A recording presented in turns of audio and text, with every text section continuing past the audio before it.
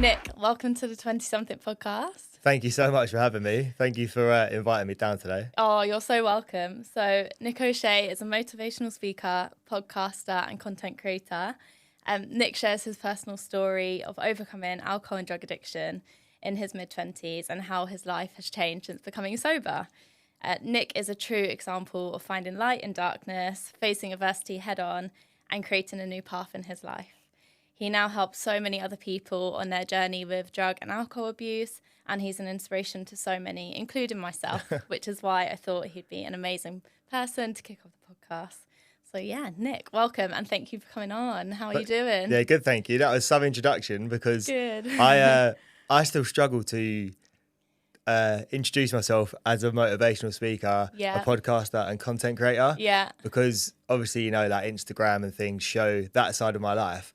But I still work a 9 to 5. Yeah. And hence the name of the podcast. I am still navigating my 20s. Yeah. And like fighting my way through them. Yeah. I've only got one year left of my 20s, which is crazy scary. But yeah, I'm really good, thank you. It's been a busy bank holiday weekend. Yeah. And I was really looking forward to coming to chat to you because your energy gives me energy. So it's good. Thank you. No, I know what you mean. Like, I wasn't sure how you would take me saying that, but honestly you are, so I think just embrace it. Like, you're doing all these incredible talks, your content that you're putting out is amazing, so yeah, you are that person, so thank you. Embrace it. I think that's true. I think you do you struggle to, it's like with running and other things, you're not a runner till you're running, you're not a content creator until you've got a certain amount of followers, you're not a podcaster until you're sitting in a podcast studio podcasting, but I think you've got to do it, and you know, the more you do those things, the more comfortable you start to feel. And exactly. It's hard to see how your lens on yourself is totally different to how other people see you. And that's something that I've really struggled with. But it was nice to hear that intro. Good. Well, obviously this is the 20-something podcast, so I want to take it back to kind of your 20s. I know you're still in them, but if you could just give us like an overview of what your 20s have been like so far. Yeah. So I got this question when you emailed me over, and the first word that comes to my mind was like just chaotic and turbulent. So for a bit of context, if you was to go back to my early 20s, I was always convinced that I was going to be a singer-songwriter, and I was going to be writing music for someone, or I was going to be performing music. So in my early 20s, my mum and dad gave me the opportunity. They said, look, get a shitty job and we'll let you just chase your dreams and see where it goes. So I was working on a building site as a labourer in the daytime, and then I'd go to pubs and clubs and sing and play guitar in the evening. And that, again, like I said, was something that I was convinced I was going to do. And obviously, like, fast forward now, time has changed so much. But my 20s have been really, really up and down. And obviously, you touched on it at the start. I've had a really turbulent relationship with drugs and alcohol. So I think the overview of my 20s is weird, and I've kind of done a full 360 in my life. So I started off in a really, really creative industry, was doing music, chasing that dream. And then I don't know what happened, but when I was younger, I was very, very tunnel vision and determined, but I also was really inconsistent, which is like two contradictory things. So I would be focused, like soul focused on music, and push with that on and be like, right, I'm going to do this. And then when it got hard, I would stop.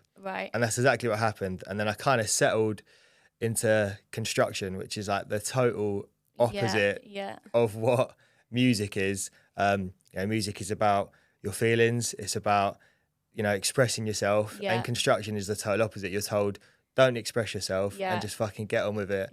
And that's it, really. So as I went through my 20s and I navigated those years, I fell into a job in construction management, and I kind of just felt like, you know what, it's good money, it's a good opportunity. Why should I turn that down? Because I've been given that opportunity. So I kind of went through my life, through my 20s, working in a job that I didn't particularly love. And now I'm here sort of doing things that are creative again. And I think I've gone on this full 360 journey. And that is something I would say, like, my 20s have been a journey. I know it's very cliche, but they've been a journey. And it's a journey that I'm still on. And I don't really know where that's going to end. And I don't think that journey's ever going to end. I think I'm still learning who I am. And I've had to actually, in the last couple of years, relearn who I am. Yeah. And also my life's been just as chaotic in the last couple of years, but in a different way, you know, not through drugs and alcohol, but I still thrive in chaos, I think, which is, it's weird. And I constantly have a battle in my head of like, should I just move to the middle of nowhere and not talk to anyone and live off the land and like choose a peaceful life? Or should I be striving for more? Like, and I have that constant battle. So I guess in a roundabout way to answer your question, they've been turbulent, chaotic, but also a lot of fun. Yeah.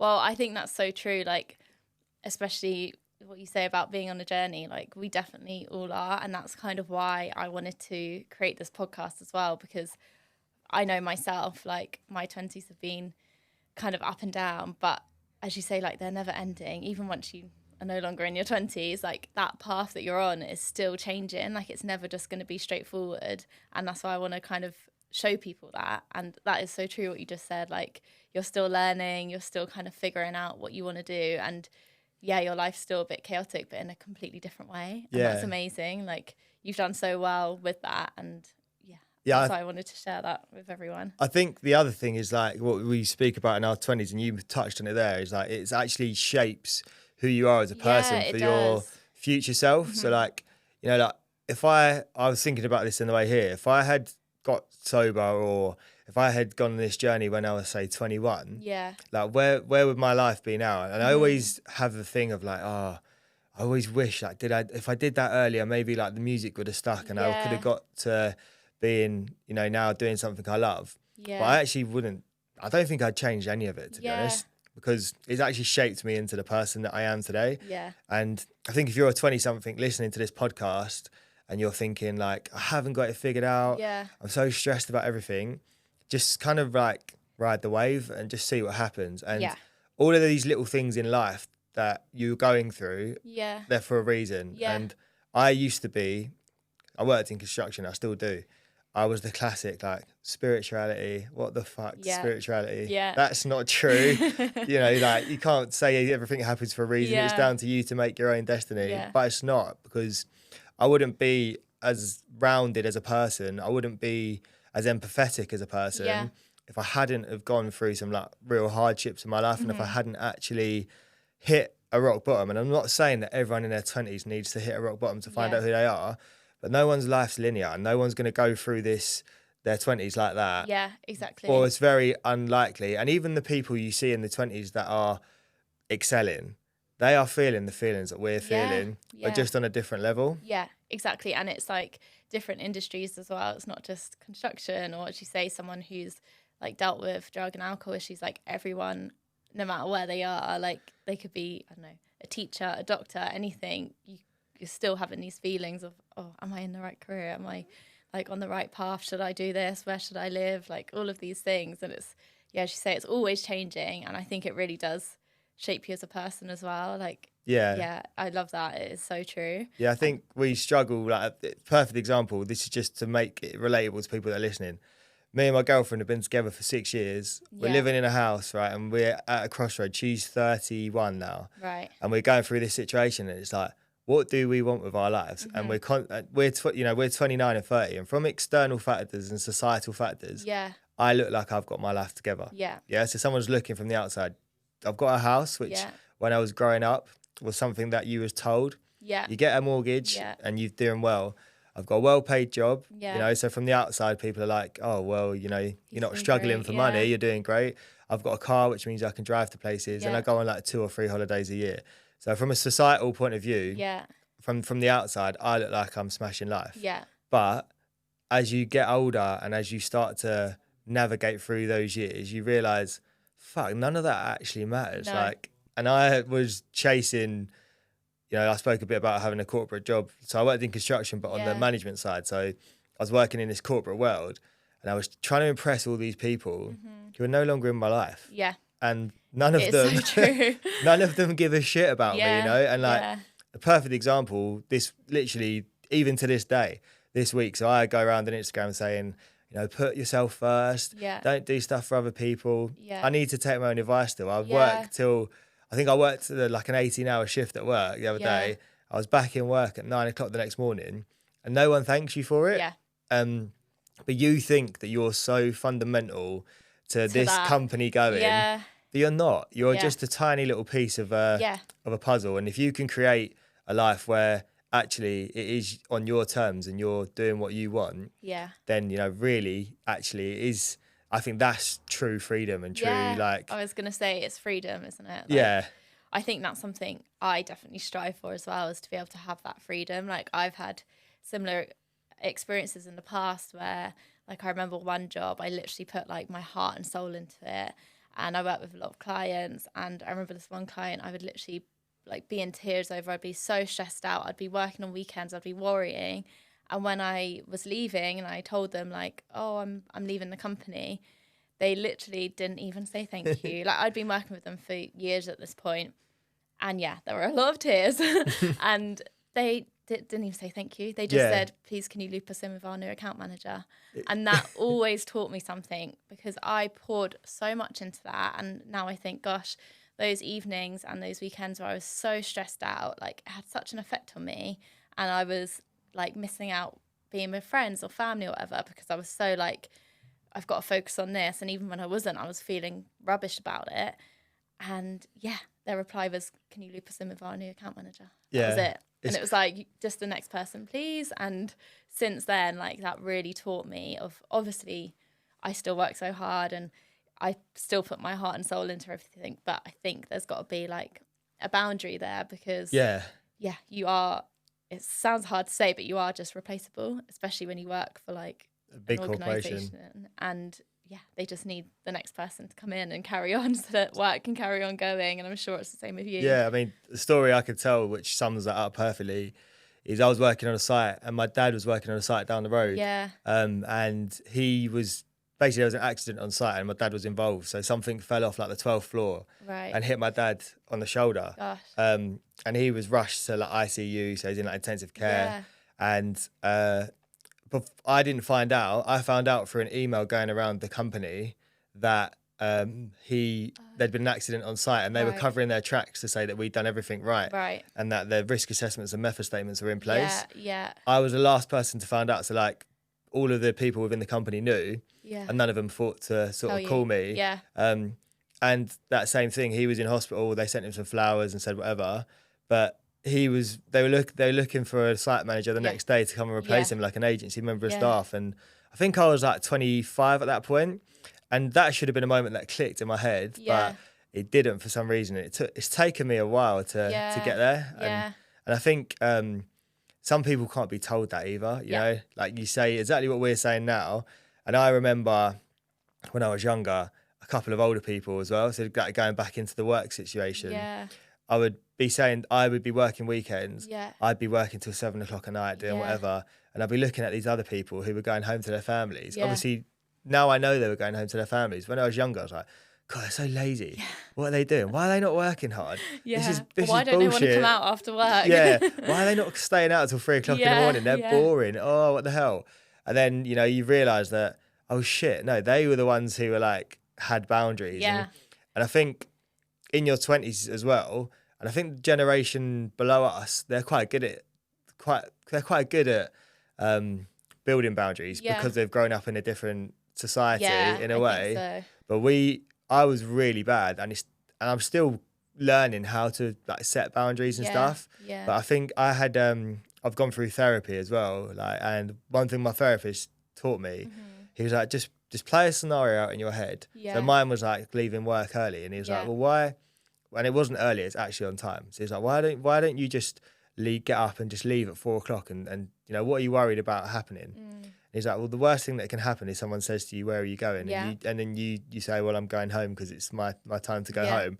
And, like, playing those scenarios out in your head, and you go, oh, actually, there's nothing bad that can happen. I think doing something for the first time can be so daunting, but putting yourself into those situations a little bit more, and, like, little tiny exposure to them and starting off small can be something, so that, you know, you're not sitting on a podcast at 29 saying that you wasted a lot of your 20s doing something which you didn't really want to do. Yeah, it's so true. And you touched on, like, a moment there, so I just wanted to ask you, like, is there one kind of key moment in your 20s that you think has had a big impact, whether that's, like, good or bad, and can you just kind of explain a bit about that to us. Yeah. There's so many, to be honest. There's so many, but there's one of the best things that ever happened to me in my life was meeting my partner, Rachel. Yeah.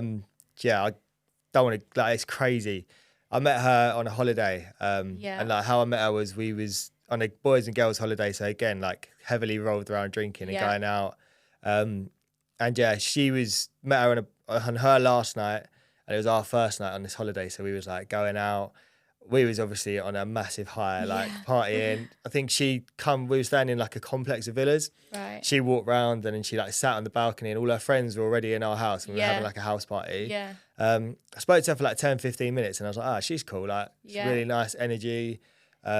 She's obviously fit. Like, I fancied her. And that's kind of just happened. Yeah. And then she just disappeared off, whatever. And then she followed me on Instagram. Yeah. This is proper 21st century love story. And she messaged me like a couple of weeks later. Yeah.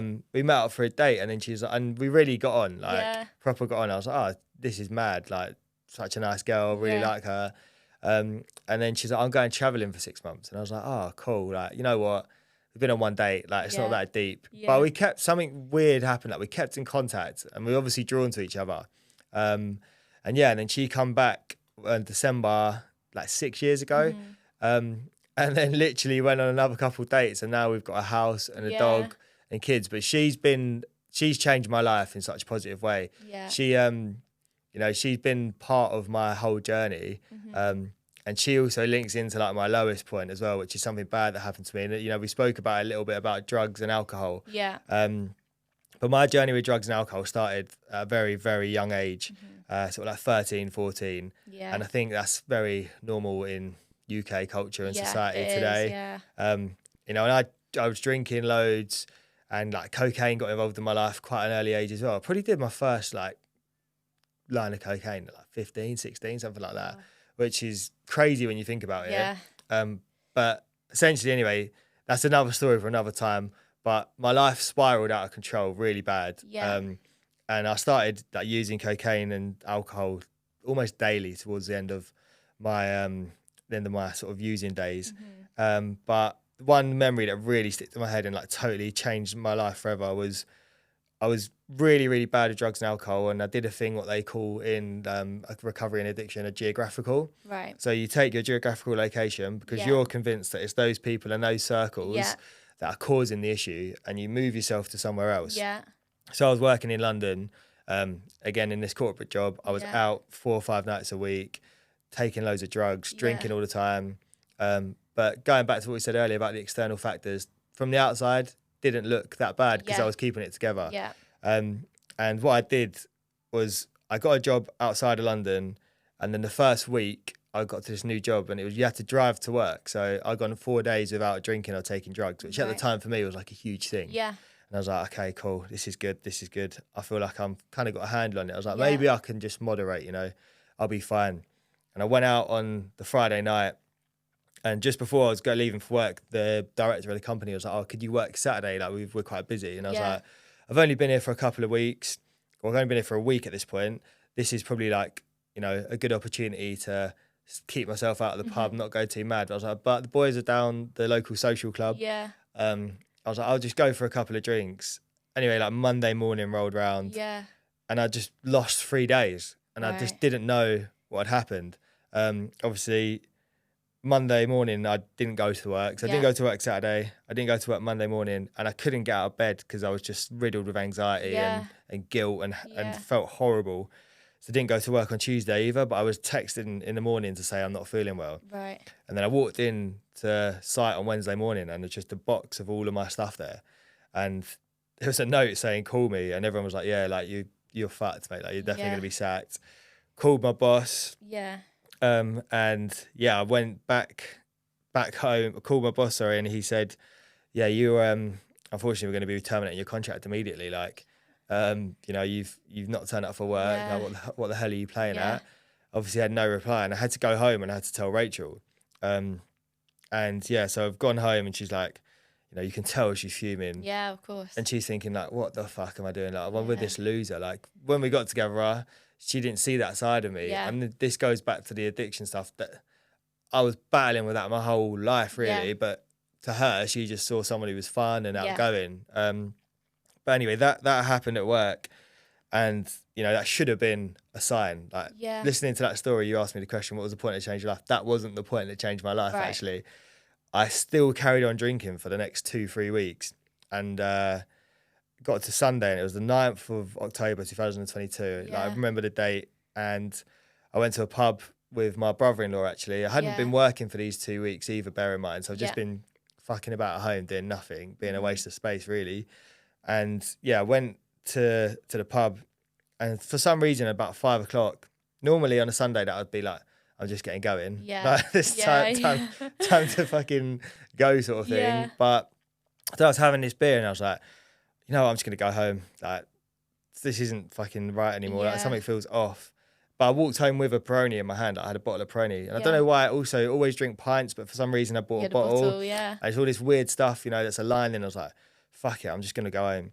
So I've walked home, and Rachel's got her best friend, like, that she's worked with for ages, round the house, and she's on the sofa just like crying in tears. And I walked in, and I was like, what the fuck's going on here? Like, Jesus Christ, what I walked into. And her name was Aisha, and this was a moment that literally changed everything for me. I asked her, I was like, what's the matter? And she was like, well, my fiance, who I'm engaged to, has got an issue with drugs and alcohol, and we've split up because he's an alcoholic and he's a drug addict. And I don't know, that moment there is just like clicked in my head, and I was like, fuck. And I had the bottle of Peroni, and I poured the Peroni down the sink, and that wasn't in my head the moment. I was like, I'm never going to drink again. But something happened, and something in my head just totally clicked. And then, you know, now we're 18 months down the line from that point on, and, you know, I haven't drunk or I haven't taken any drugs in that period of time.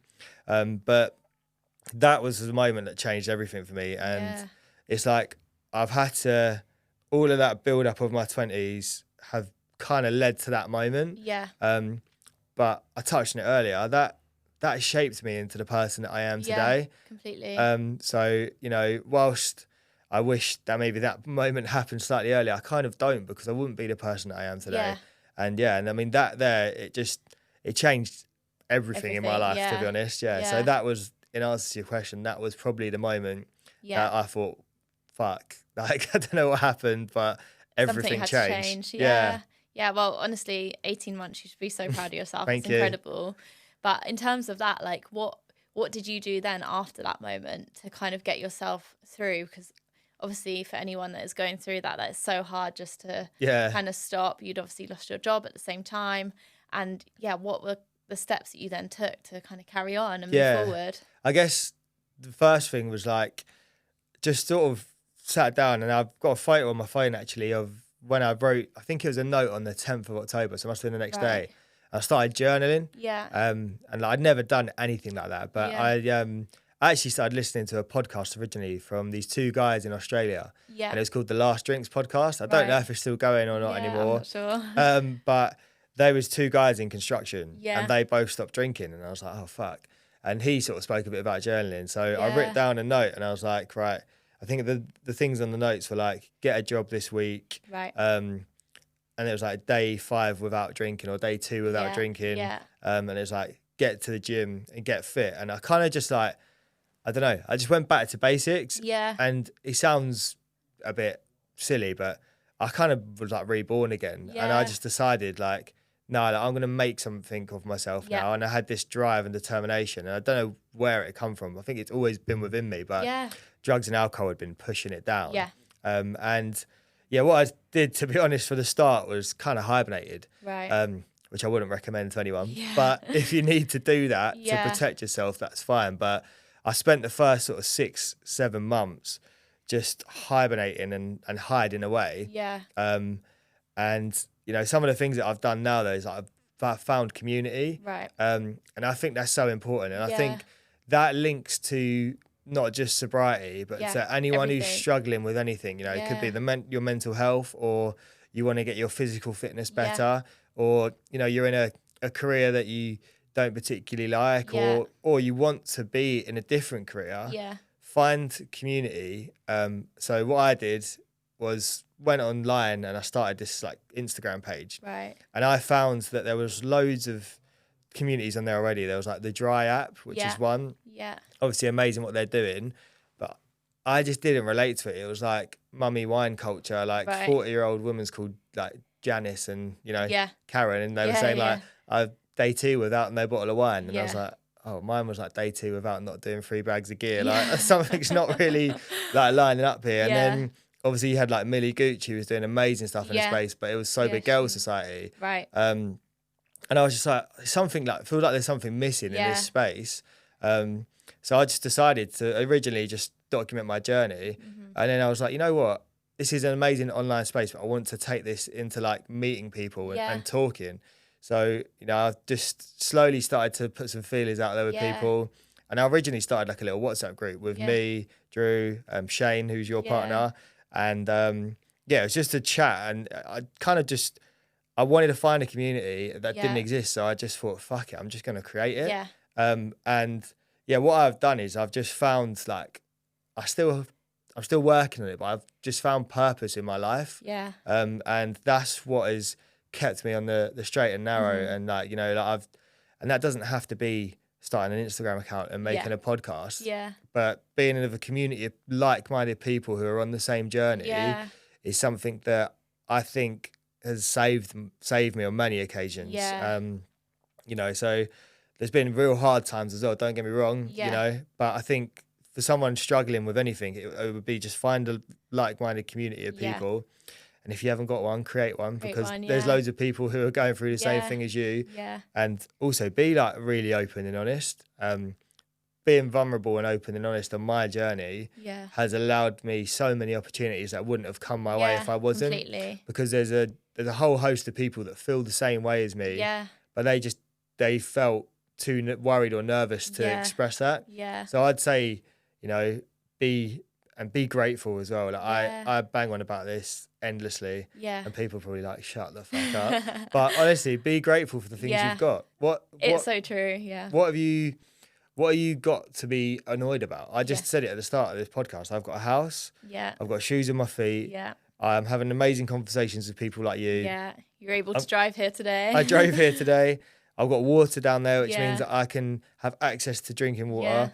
I'm going to meet my mum and dad who are still alive. I've got my girlfriend. My sister's coming home from Australia in a couple of weeks. There's so much to be grateful for. It's so true. And I think it's a mindset. And, you know, I understand, because if you're listening to this and you're going, shut the fuck up. That was me. That was me. And I'm so passionate about just showing people that there's another way. Like there is another way in life. You don't have to follow the crowd, and you know, it doesn't have to be just sobriety. It could be whatever it is. So I guess it's so true.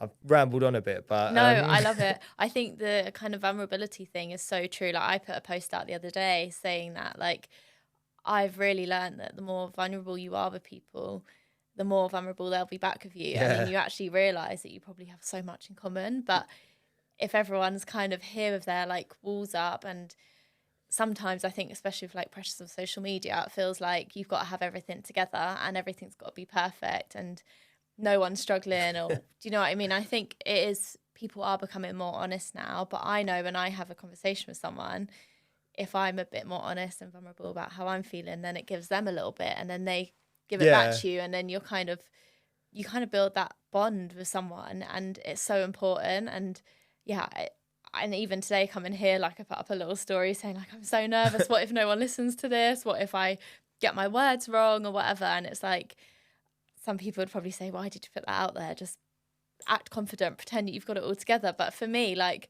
I want to show that, and if you are listening, thank you, but I don't think there's anything wrong with showing that vulnerability, because somebody could see that and think, okay, if she can do it, I can do it, because she's not just like all guns blazing, like, right, I'm going to absolutely smash this, I know it. Blah, blah, blah.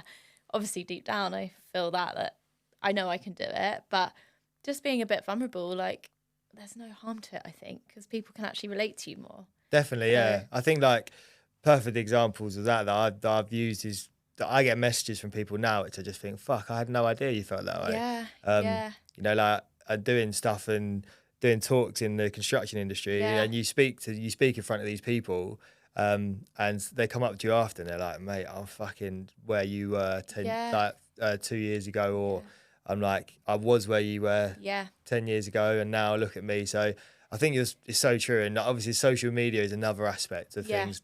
Again, even this example, like, you know, we're in this amazing studio.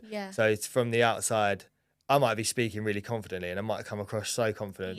But I'm not. I have had to, or maybe I am, but I had to learn how to be confident. And it's like doing those little things bit by bit. And like, I think a lot of people that I hang around with now have kind of got a different mindset to the people that I was hanging around with when I was younger. And it's more about like, I just want to get like a little bit better every day. And you know, it's like the whole, like, you know, the 1% better. 1% but better. I do. And also I'm about being productive, but I'm about giving as much as you can give on that day. So, you know, like, you might only have a little bit to give, but if you give what you can, that's fine. So for example, like running, you know, you might say, oh, someone's just run fucking 50k and I'm watching them on Instagram run 50k. Yeah, but you haven't watched them on the days where they've got up and they've tried to do a run and they've cancelled halfway through because they were like, when they started, they were doing a few k, because no one is just born and can run 50k. You know what I mean? You've got to build up to it. and it's the same with like the podcasting stuff, you know, like you see people podcast that's growing, it's like, well, you didn't see the hours and hours they put in, like, you know what I mean, like with what I'm doing and what you're doing, people see all these videos and they just think they just appear online. It's like, no, I'm working a 9-to-5 job, I'm then going home, this is out of my choice, going home working all evening to make sure that's done, but because I found something that I care about, it doesn't feel like work. It's your passion. It's something that, so I think as well, like people that are feeling a little bit lost and a little bit, you know, I don't know where to go, I don't know what to do with my life, just try a load of stuff as well. Because if you're not trying things, how do you know what you like? Because if you just do the same thing, you're just going to be like, well, you know, I have to go to this 9-to-5 job that I hate and society tells me that I do. Well, yeah, that's fine. But maybe carve out a life that allows you to do stuff you want to do more. So get a job that pays less in the meantime, but it might allow you to spend more time doing the things that you love with the people you love.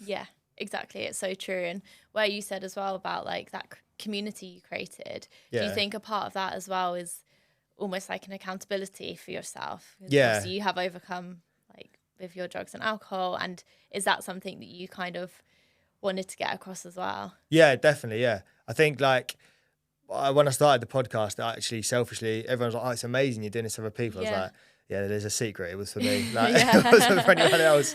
And I was doing it because I was like, if I release a podcast once a week called Get Sober with Nick, I have to then stay sober. I can't be online talking about sobriety, telling people how, you know, the benefits of sobriety, the struggles of sobriety, and then someone sees me in the pub, you know, like off my head.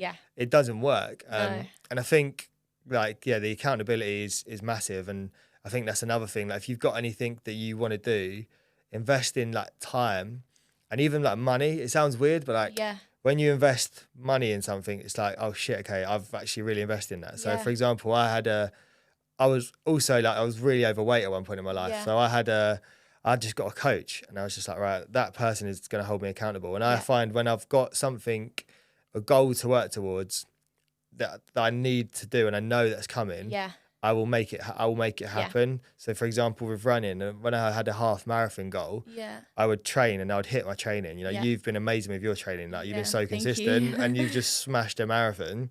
But now that I've got nothing to train for, I've been doing a 5k once or twice a week. And I'm kind of like, oh, I've got nothing to do. So I feel the same right now. It's like that post-run blues.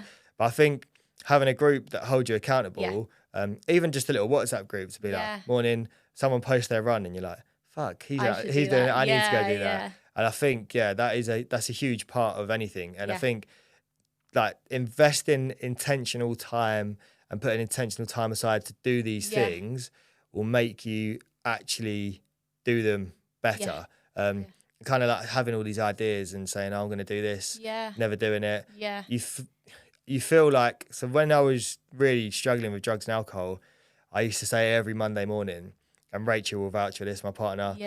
I'm not doing that again. I'd be in a fetal position. I'd be crying my eyes out, like fucking, I'm going to horrible come down. I can't do this anymore.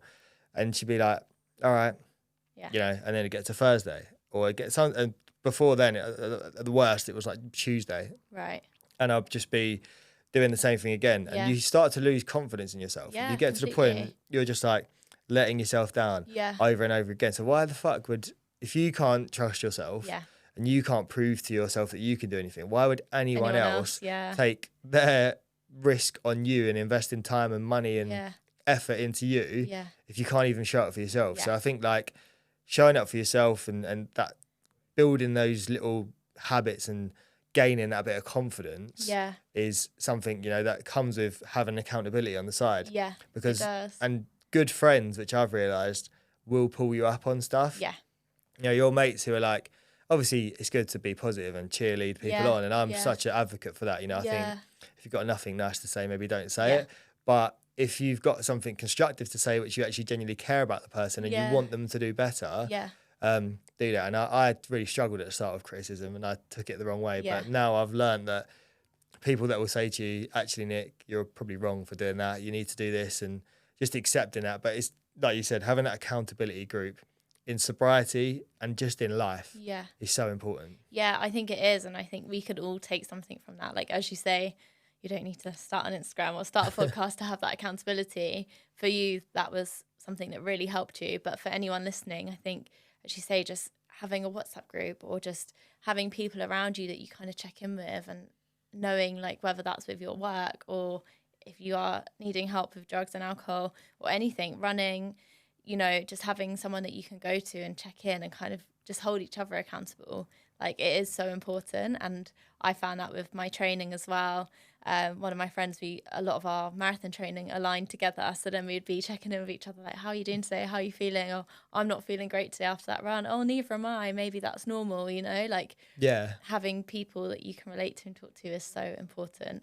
And I think for you, like with that community you created, it's so amazing. And where you say things aren't linear, like if you hadn't have created that community, we would have never met each other. Which is crazy because you met my partner and through that we've met, and we wouldn't be sitting here today. Which is mad to think. But if you hadn't have put yourself out there on Instagram and he hadn't either, and you'd got chatting and become friends, like who knew that it would lead to this today, you know? So I think that's why it's so important.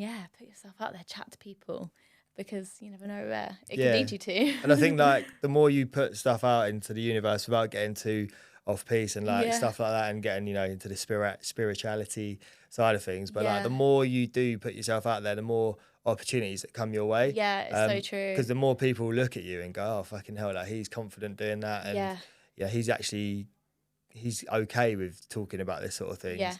I think the more you do that, the better. And I think community as well is another thing. That we are not designed to live the way we live as humans now. Like, you know, when whoever created us, whether it's God, whether you believe in God, whether it's, you know, the scientific Big Bang, whatever it is, whatever happened on that day, there was a group of people that lived in a community where, you know, they were living on the very basics of life. They were living to where their next meal was coming from, to find shelter and to protect each other.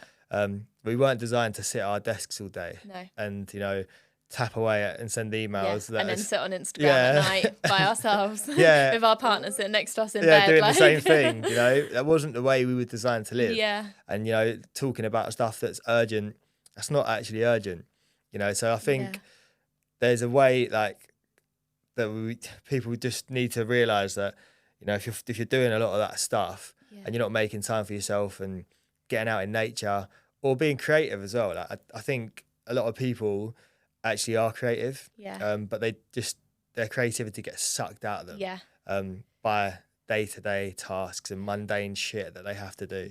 So I think like really going back to basics for me, like whenever I feel really stressed out or I feel really overwhelmed and you know, the accountability group are there or whatever, they might not be there at that moment in time. It's like, right, fucking just switch your phone off, go for a walk and just turn off for a minute. Go out with your dog. Clear your mind. Be out in nature. Come back and start again. And I think like that is something that I'm just trying to navigate at the moment with. Like I'm still, you know, 20-something podcast. I'm still navigating my 20s to a point where I'm happy. But I don't think I'll ever be happy with the person I am. But that's not a bad thing. So it's because I want to, because life is a journey. It's not a destination. It is. I'm never going to get to where I want to get to. Yeah. And that's not like a motivational thing, as in I'm not going to earn enough money. I'm actually talking about I'm never going to have everything in life, because you can't. Yeah. Life just doesn't work like that. Yeah. So you're going to have to do stuff you don't like. Yeah.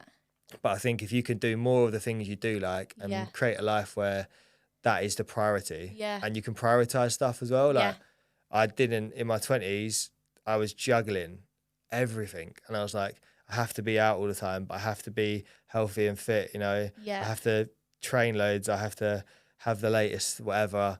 You can't do it all. So priorities, like the whole point of priorities is to have one thing that's a priority. So focus on that. Yeah. And you know, that's what I'm still struggling with now. Yeah. I was going to say, like, that pressure that I think we all feel in our 20s, like you touched on it earlier when you said from the outside you look like you have everything. But there's so much pressure, I think, to like have the house, have the family, have the relationship, but also like that's one side. But then you also have people saying, well, you're only in your 20s, go and explore the world, have fun, change career, all of this. And it's like, how do those two go together? Like, I know myself, I experience both sides. Like, I have a big family. My grandparents, I adore them, but they're very open with how they think and kind of their way of how they think life should be. So they think that I should be married. They think that I should have 5 children by now because they did when they were my age, and all of these pressures. And my nan even said to me, like, why are you going on holiday? Like, and I'm like, Nan, I want to enjoy my life. And she's like, but you need to put that money away. And it's so true. Like, obviously I do that, but also life is too short because you don't know what tomorrow is going to bring. So it's balancing that. Yes, I should do all this, settle down and just have my life. But also, do I want that? Like, I want to go away. I want to explore the world. I'm young. I can do that. And I think for me anyway, there's like this constant battle and these pressures. And I can't imagine for you then with that added pressure of trying to get sober and all of those things, like, did that just feel a lot? And it's like a boiling pot, to be honest. And like I still have it days now, like where I'll be. So I've got pressures from work. I've got pressures from trying to run the podcast. I've got pressures from the Instagram page. I've got Rachel saying to me she wants to have a baby. I've got my mum saying, you can't just fucking quit your job. What are you doing? You're a fucking head case. Then I've got Rachel's family like, well, what's going on? Like, why are you not drinking? And I've got my friends saying, well, just fuck it. Just go on holiday. Don't worry about it. It's constant. Like, and you know, I think it just goes back to being present. So just turn off your head, turn off all the outside noise. Sit down and think about what you really want. What you want, Because you know, what I want is to work less and spend more time with people I love. So I've made the positive steps to say to work, I'm going to do a 4-day week, or you can sack me. And you know, that's like that's a bit extreme. But in true, like, you know, addict fashion, I was like 0 to 100. I was like, fuck it. But I think you are right. It's like a seesaw, and it's just like, and I think it's okay. Life does that. And then sometimes it's really balanced. And then next week it's all right. But I think recognizing that there's a certain period of time that you can live at that threshold. But then life will decide for you. So you'll get ill, or your body will shut down, or you'll have to take a week off work, or you'll work right to this point, and then the weekend that you had the plans with your friends that you wanted to go on, you get ill. So it's so true. It's like, I'm learning to be like, okay, I'm almost at threshold. Let me just take 5 minutes. And it's just life does that. That's fine. So let your life play out the way it's going to play out. But also recognize your triggers. And that's something I've learned through that my addiction, you know, I recognize my triggers. But if you apply that to life, recognize when you are really like burning a candle at both ends, but also recognize when you're taking the piss and you're sitting down and doing nothing. Yeah, especially if you do want more, as you say. So you spoke a bit about like your community, and I just wanted to ask like how, or if you think your relationships have changed since you've become sober, since you've kind of ditched alcohol and drugs, and whether that's your relationship with your partner or just in general, like the people around you, and if you think that influences like your life and keeping you going on that journey. Yeah, definitely. Like the biggest relationship changes with my partner, Rachel. I speak about this quite openly. We built our whole relationship around going out, you know what I mean? Like, so our dates when we were younger was like, we'd go to, like, I don't know, All Bar One or something, or like be at one cocktail happy hour, just get steaming, have a good time, go out. And like I've always said that, fucking hell, we're so lucky we like each other. Yeah. Because when I got sober, it was like, shit, what if we don't actually like each other? Yeah. And I think that's another thing that people who are on that journey or in that headspace really worry about if they've got a partner who still drinks. So our relationship has changed massively. Yeah. But so positive. Yeah. But it wasn't easy to get to where we've got to. Of course. I remember a couple of times when we first started going out, cutting a group of friends. Yeah. And Rachel would get really drunk and I would struggle quite a lot with it. Yeah. And I was just like, fucking hell, that's really triggering, you know, like I can't deal with that. Yeah. But I think, the relationship now is like so authentic and so honest. And I've become a lot better at talking about, I've always been quite good at talking about my feelings, but I can the way that I express myself now isn't as erratic. Yeah. I think like when I was drinking and taking drugs, I would go and do stuff which was just not really fair. Like I would just disappear for days on end, right, and then wonder why Rachel was angry because I just didn't see it as a problem. Yeah. But I think we've really worked on our relationship, and like we've had to learn to fall in love all over again. We've had to learn to date again, and I've fallen in love with Rachel all over again. Honestly, I have. So lovely. I have. Like I see her now, and I just think so lucky that she stuck around. Yeah. But we've really had to change our date nights. Like we just did the 3 Peaks challenge in Yorkshire. That looked amazing. Which was wicked. Yeah. But it was just like if you said to me over 2 years ago that me and Rachel would be going on a walking holiday and sitting by the fire, I would have told you to fuck off, to be honest. I would have said no chance. But I mean that part of my relationship has definitely changed. But even with my family. So, you touched on it, you've got a big Irish family. Yeah. I come from a huge Irish family. Rachel's family are Scottish. Yeah. I've just spent all bank holiday weekend with them in Brighton. They're all getting like, everyone's still drinking loads. Like that's what it is. And, that's changed as well. Yeah. But even with my dad and with my mum, they don't think they ever really realised how bad I was. I was quite good at hiding it. And then obviously when it got really bad, I wasn't living at home anyway. So they didn't know. So when I first got sober, I had a lot of challenges with people not really understanding what the issue was. Oh, you're not that bad. Everyone does it. Was it those sorts of comments? All those comments. And it was the comments that like I used to say to people when I found out they'd stopped drinking. I'd be like, fuck off. You're just like me. When you're surrounded by people like that, you don't think that's a problem. And friends and stuff. I have lost some friends, like some really good friends. But I think you can say that's to do with sobriety, but I think it's to do with growing up as well. And again, that's okay. Like some friends are for a reason, some friends are for a season. It just depends on what you've got going on in your life and how people align to that. Yeah. But now the relationships I do have are amazing. Yeah. So like they're genuine connections. Yeah. They're people that I care about. They're people I can have conversations like this with, be really vulnerable, and they're people I can count on. Yeah. That was one thing that I hated when I was drinking. I used to just let people down all the time. Right. And I still get quite triggered when someone like lets me down if they've been drinking the night before. Because I'm like, well, if you wasn't out till 7 o'clock in the morning, you'd be here, wouldn't you, today? But there's, just to caveat that, there's been some people in my life, like I was best man at my cousin's wedding, like at the beginning of April. Yeah. And he has been on a similar journey to me. He's now got kids and stuff, or he's got a kid, and he doesn't drink nowhere near as much, but he stuck with me through the whole thing. So there's been some relationships which just haven't changed at all, and there's been some relationships that have really distanced themselves. And the other thing that's weird is with some relationships, which when I was really heavily drinking, I lost, which I've now rekindled. So my relationships have changed massively, and how I socialise as well. Like I've had to learn to socialise again.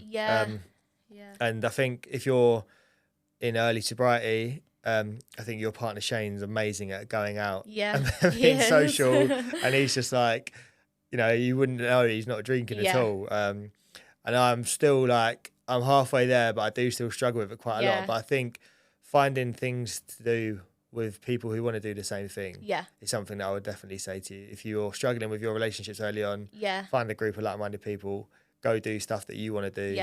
And go try loads of stuff as well. Yeah, I think you're doing amazing though. Like, Shane is incredible at going out. He's also 2 years ahead of you of where you are in your journey. So I don't think it's like that thing, comparison is the thief of joy. Like, you can't compare yourself to that because you don't know how you'll be in 2 years' time, you know? Yeah. And I think what you're doing is amazing, but also everyone is different. Like, I recently haven't been drinking, and I have, taken a little step back, I think, from putting myself out in those situations because, well, I have and I haven't, but I'm trying to figure out what I like and what I don't like at the moment. And I think going to like a bar where everyone's quite drunk, I find it really uncomfortable now. Yeah. So, but then also I'm still happy to like go to big occasions and be confident in that. And yeah, I think you just can't compare where you are in your journey. No. But also you've got to do what is right for you. Yeah. So I think so. I think, like, for example, like I said, I spent all weekend in Brighton, well boozy weekend, and I still struggled with that. Do you know what I mean? Quite a lot. Of course. But people they see you out and see you trying to socialise, and they think you're doing okay, but like, my social battery is quite drained. Like, I woke up this morning knackered, and I was like, I actually really want to be on good form for today. Do you know what I mean? Like, and now I'm here, obviously it's fine. Like, I feel good and I feel much better for coming. But I think, the socialising is a different aspect. And I think you're right. You just got to do what's right for you. And if you don't want to go to the pub anymore, and this doesn't just mean for people that are sober, it just means people that want to change their relationship with alcohol. Completely. Just go to something different. Go to a run club or do something different. Yeah, and have you found as well, because I have in just the 3 months that I've kind of cut back and stopped drinking, like, have you found that people are actually saying to you, like, mate, what you're doing is amazing, or asking you for advice and things? Yeah, definitely. I think, like, another thing is that it's changed my Rachel's relationship with alcohol massively. Yeah. Perfect example of that. On Friday, we're coming home from her parents' house, and her brother lives like locally, so we dropped him and her cousins over from Scotland, and we got back at like 11:30, 12, and they'd all been drinking, and they was like, we're gonna go to town, and Rachel was like, no, I'm not gonna go, like, actually it's not really worth it. And she doesn't drink nowhere near as much as she has now, right? Which is like amazing. And I often get people asking me, like, oh, how have you done it, and asking for help, and a lot of it is positive, you know, like, a lot of the feedback is really positive, which is good.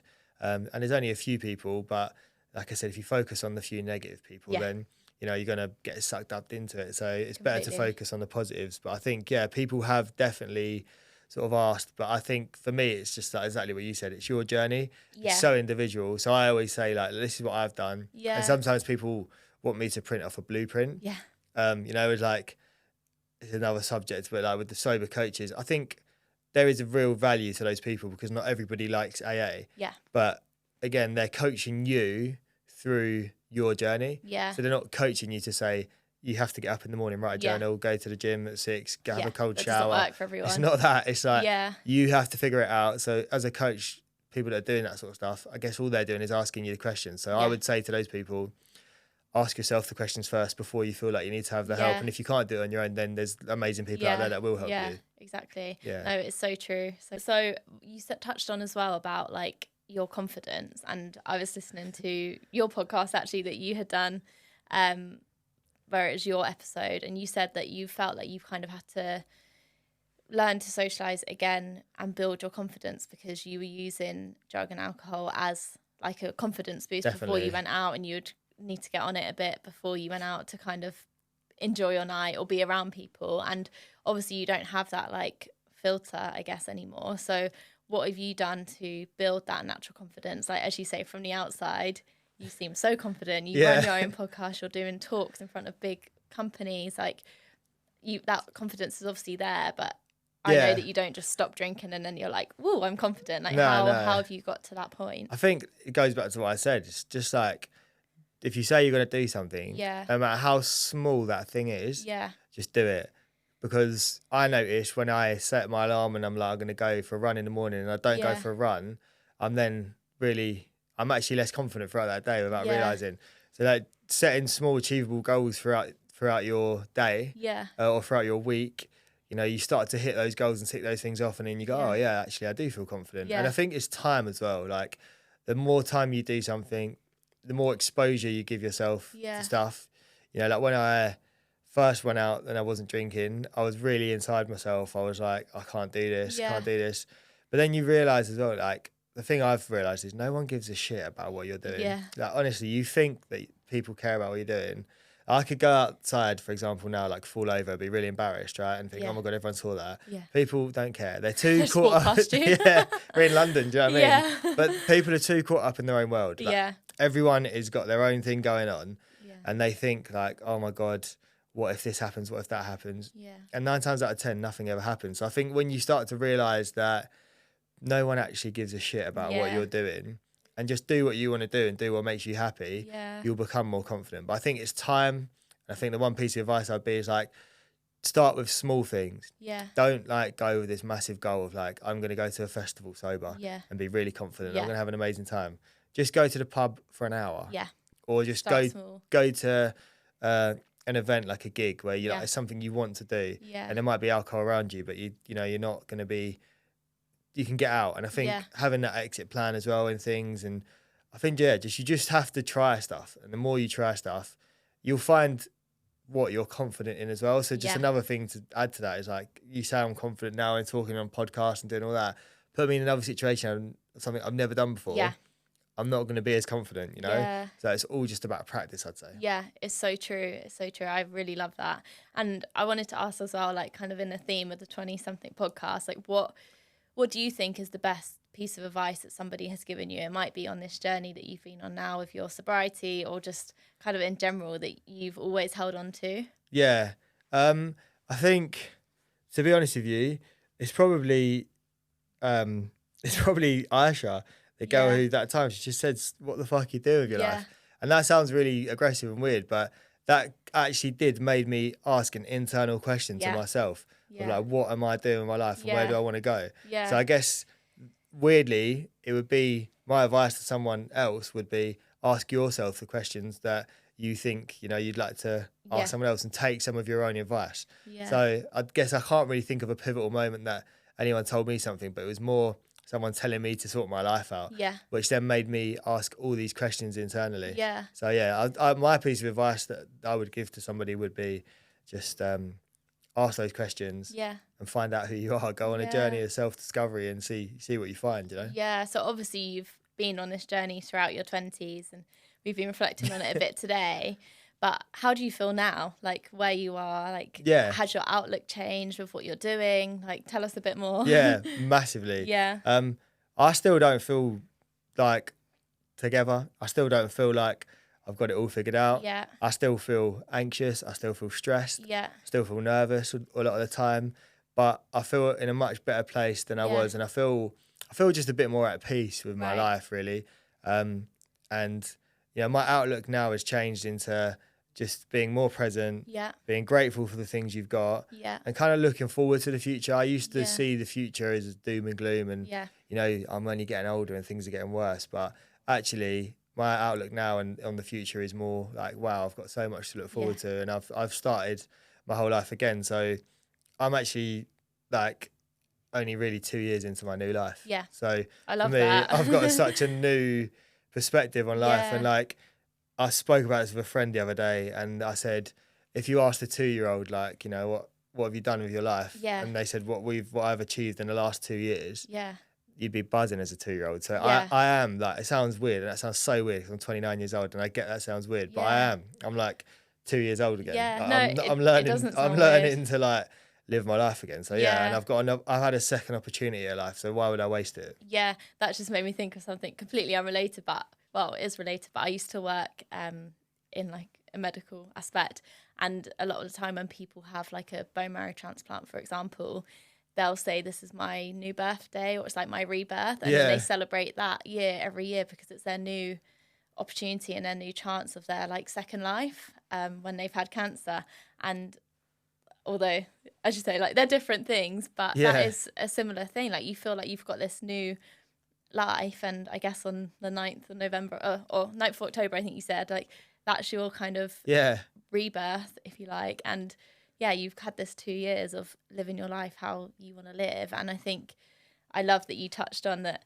You still feel all of these things, like you're still human. And I think that's so important to get across. Like, we are all human, so you're not just gonna give up alcohol and your anxiety just goes. Like you can still have all of these feelings. And I think with this, that's just what I want to get across. So thank you for sharing that as well.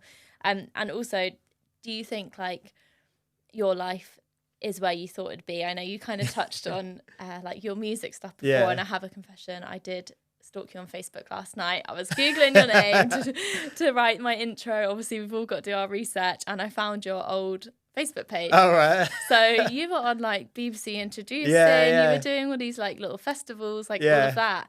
And I feel like in a bit of a full circle where you've kind of come back to now, as you said, that creative side. Yeah, definitely. You edit your own podcast, you create all these videos. Like, is it where you thought it would be? No, not at all.